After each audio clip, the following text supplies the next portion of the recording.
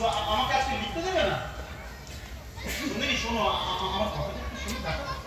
আমি যে পত্রিকাটায় ওই পুজো সংখ্যার জন্য উপন্যাস লিখছি তার বিজ্ঞাপন অলরেডি বেরিয়ে গেছে। আমি মোটা টাকা অ্যাডভান্স দিয়ে দিয়েছি। ফেরত দিয়ে দাও। হ্যাঁ, ফেরত দিয়ে দাও। ফেরত দিয়ে দেবো? বলছি কি ফেরত দিয়ে দেবো? আরে টাকাটা যদি ফেরত দিয়ে দিই তাহলে আমাদের এই ফ্ল্যাটের ইএমআই কোথেকে দেবো? হ্যাঁ, তারপরে সংসারে যে আরো অনেকগুলো খরচ আছে, ওই সে ব্যাপারে তো একবারও জানতে চাও না। দেখ, তুমি এক কাজ করো, তুমি আমার উপর ভরসা করে এই সংসারের দায়িত্বটা আমার হাতে দিয়ে দাও। তারপর দেখবে তোমার খরচ আমি পুরো 4 ভাগের পুরো 1 ভাগ করে দিয়েছি। হ্যাঁ জানি জানি, খুব ভালো করে জানি। ওই তখন না আমাদেরকে গিয়ে জঙ্গলে থাকতে হবে। হ্যাঁ থাকবে। হ্যাঁ, আমি কি করব? এই দেখো, আমাদের সকলের লিভারটি মাত্র এইটুকু, কিন্তু দেখো মানুষের চাহিদার পাহাড় কত বড়।